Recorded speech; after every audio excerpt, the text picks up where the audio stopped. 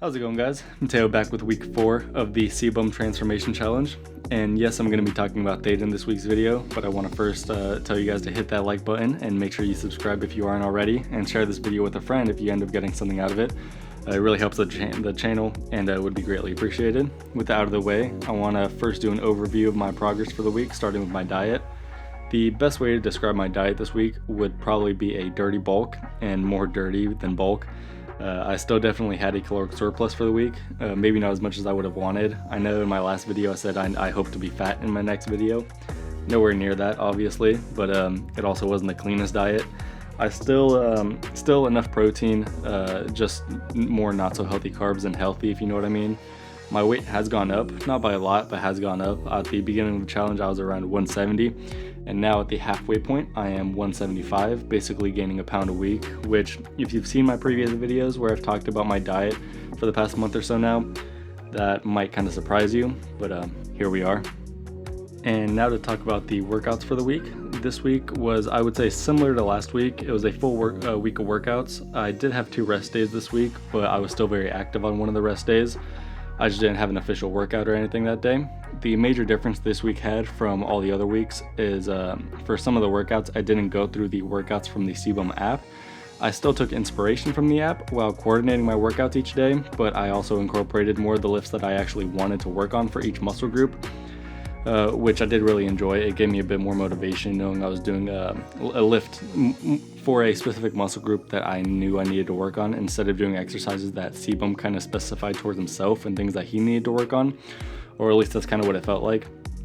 But overall, great week in terms of workouts. Only thing was that Friday's lift was the only leg day of the week. It had to be shortened because it was I was on a bit of a time crunch that day, which was entirely my fault for not having the good time management skills. Good week though. It definitely was a good week. And now on to the third part of the video, and I'm sure the reason most of you clicked on this video, theta. What is theta? Well, theta is a native blockchain and open source infrastructure that any partner can build on that allows us, the consumer, to be able to share our unused bandwidth to others who may not have enough of it to be able to stream the high quality media that's being put out at the moment, as well as being compensated for that sharing of our bandwidth. And if that went right over your head, like I'm sure it did, I'm here to try and put it into more simple terms, I guess.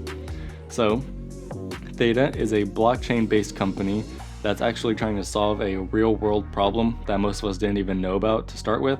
So first, let's identify that problem. As we advance in technology, and more specifically video, as in nowadays we have stuff like 4K and 8K and even stuff like VR that has an entire 360-degree view in a single video, and as streaming becomes more and more popular by the day, we as a society demand more and more bandwidth to be able to provide and process those videos straight onto our smartphones, tablets, laptops, and TVs and stuff like that. And at the moment, that's only a one-way street. As in, if you're watching your favorite show on Netflix or Disney Plus or whatever, you are streaming that straight from what is called a content delivery network, or CDN for short. Basically just a big place that stores all of those video files like your favorite shows and movies. And they're sending out millions of videos from only a couple specific locations to all around the world. And I think, as you can imagine, that takes a lot of bandwidth. But not only that, but that also costs companies like Disney Plus and Netflix a lot of money that have to pay those CDNs to host all of their movies. And not to mention how the higher the video quality, the higher the file size, the more bandwidth that's needed to be able to stream those videos and movies. And well, we're kind of running out of bandwidth.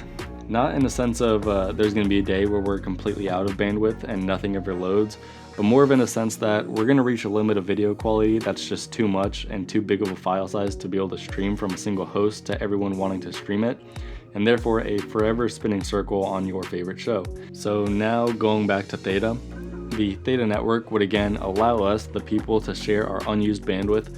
So let's say my next door neighbor Joe, right, was trying to just watch some Netflix, and he just kept getting that darn loading circle. But I, on the other hand, was simply going for a jog, hypothetically of course. So my computer isn't being used at the moment. What theta's been able to do is allow me to be able to use my unused bandwidth to basically become a very small CDN of myself, shortening the distance those files need to be able to get to Joe, to be able to help him finally stream his show. Plus I would get incentivized with a little bit of T-fuel for helping. Now, the reason this is so important is because not only does it help speed up the network by shortening those pipes that are needed, so we can start streaming even higher quality videos in the future. But it also makes it extremely cheap for the companies like Netflix and Disney Plus to stream their movies because of that smaller data pipe that they're going to be using. And now you may be asking yourself, how does this affect me, right? Well, because they're incentivizing it through a blockchain by giving individuals a cryptocurrency called T-Fuel for setting up their edge nodes and helping out the network, that in return speeds up the process getting these nodes out there instead of having a company like Amazon or Google spending an impossible amount of trillions of dollars trying to set up their own towers in every neighborhood or on every block of every city all across the US. It just really speeds that process up and dramatically, and for a much cheaper price. And in return, the network grows much faster. There's so much more to talk about with Theta. Like, I haven't even mentioned anything about their NFTs or smart contracts or anything like that. Those are just a bit harder of concepts to try and wrap your head around. So if you guys want to hear about those topics, leave a comment down below and just let me know. And to start wrapping this video up, don't take any of this as financial advice, as I'm merely a guy who works out with the camera. I'm nothing close to a financial advisor or anything. I'm simply talking about what interests me.